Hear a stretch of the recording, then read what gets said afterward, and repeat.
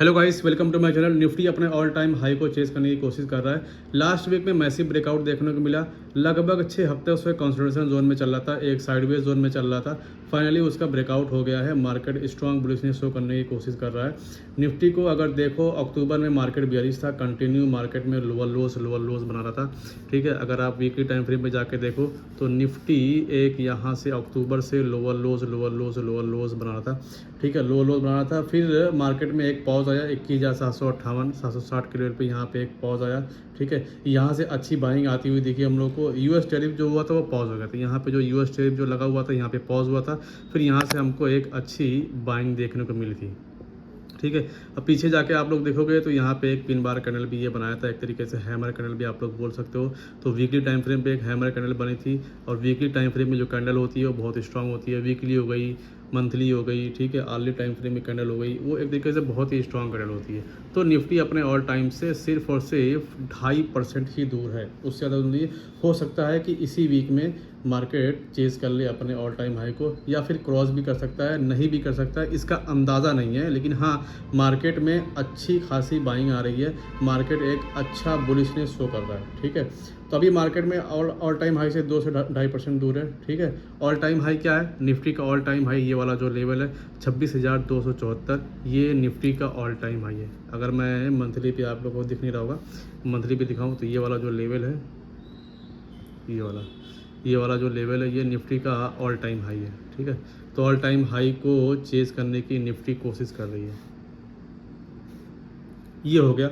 उसके बाद क्या हुआ? सो निफ्टी अपने ऑल टाइम हाई को चेस करने की कोशिश कर रही है। ठीक है, अब अगर हम लोग निफ्टी की एक्सपायरी की बात करें तो निफ्टी की जो नेक्स्ट एक्सपायरी है वो 3 जुलाई को है। ठीक है, तो 28 को जो फ्राइडे का दिन था, 28 का जो फ्राइडे था, उसको मार्केट देखो कहाँ पे क्लोज हुई थी।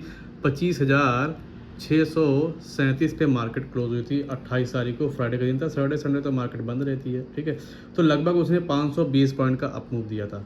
520 पॉइंट का अप मूव दिया। अगर वीकली चेंज की बात करें तो वीकली चेंज में उसने 2.7% का अप मूव दिया था। मंथली कैंडल को अगर आप देखोगे तो मंथली कैंडल जो है वो बुलिश है, वीकली कैंडल भी बुलिश है। मंथली कैंडल मैं आप लोग को दिखा देता हूँ। अगर मंथली कैंडल आप लोग देखो तो ये देखो, मंथली कैंडल ये है, मंथली कैंडल भी बुलिश है और वीकली कैंडल भी बुलिश है।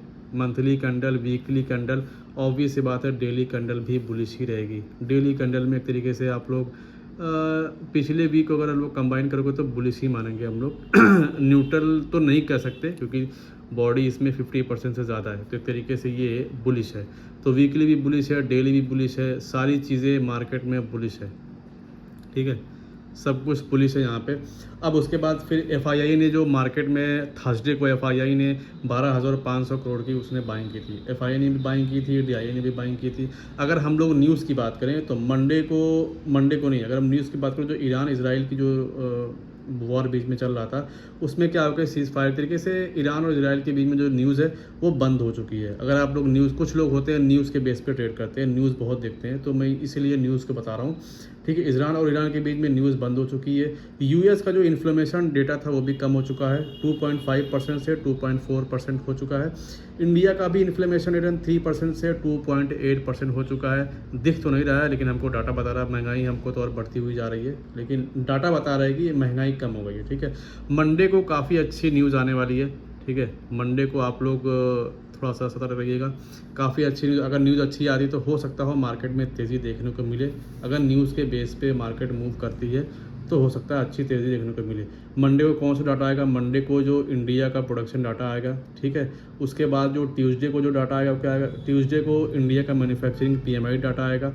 ट्यूसडे को ही यूएस का मैन्युफैक्चरिंग पीएमआई डाटा आएगा। उसके बाद ट्यूसडे को ही यूएस का जॉब का ओपनिंग डाटा आएगा, ओपनिंग जॉब का डाटा आएगा। ठीक है, तो एक तरीके से मंडे को एक डाटा आएगा, प्रोडक्शन डाटा आएगा इंडिया का, और ट्यूसडे को 3 डाटा आने वाला है। इंडिया का मैन्युफैक्चरिंग पीएमआई डाटा, यूएस का मैन्युफैक्चरिंग पीएमआई डाटा और यूएस का जॉब ओपनिंग वाला डाटा आएगा।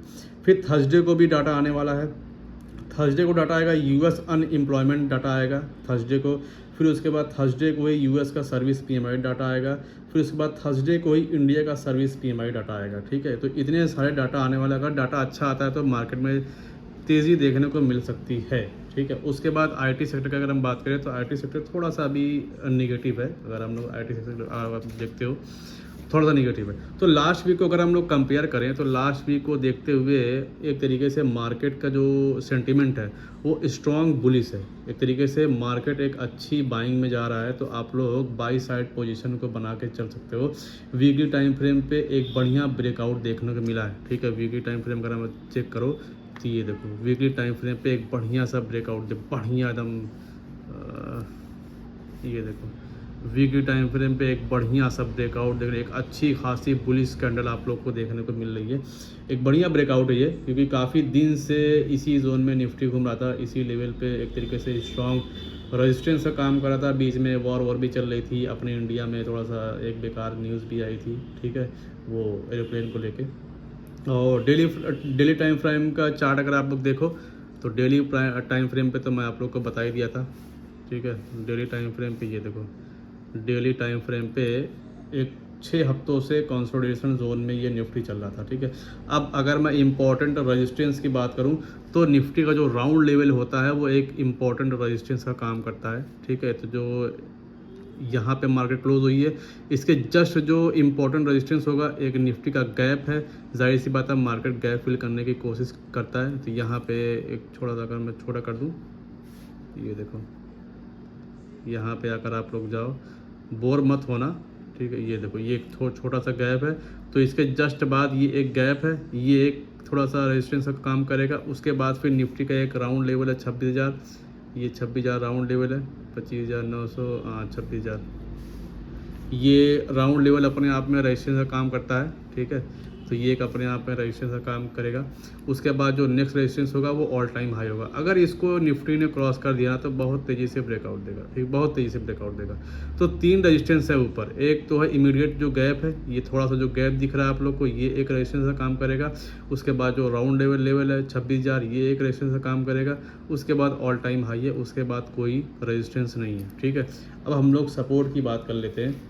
सपोर्ट जो है, जो एक तरीके से डेली टाइम फ्रेम पे जो वो था रेजिस्टेंस था, वो एक तरीके से सपोर्ट का काम करेगा, ठीक है।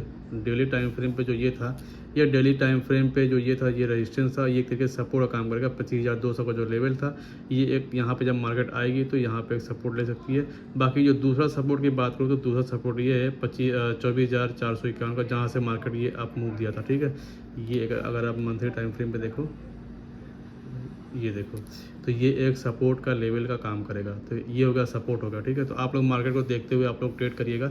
ये नहीं कि मार्केट बुलिश है तो हम लोग बाई कर लें, ठीक है। मार्केट ओपन होने दीजिएगा, उसको देखिएगा, उसको समझिएगा, ठीक है। ये सारे डाटा मैंने जो भी चीज़ थी, डाटा के लेवल पर तो मार्केट बुलिश दिख रहा है, अच्छा खासा मार्केट बुलिश दिख रहा है, ठीक है। So thank you so much आज के लिए। आई होप आपको वीडियो समझ में आई होगी। Till then bye bye, thank you so much.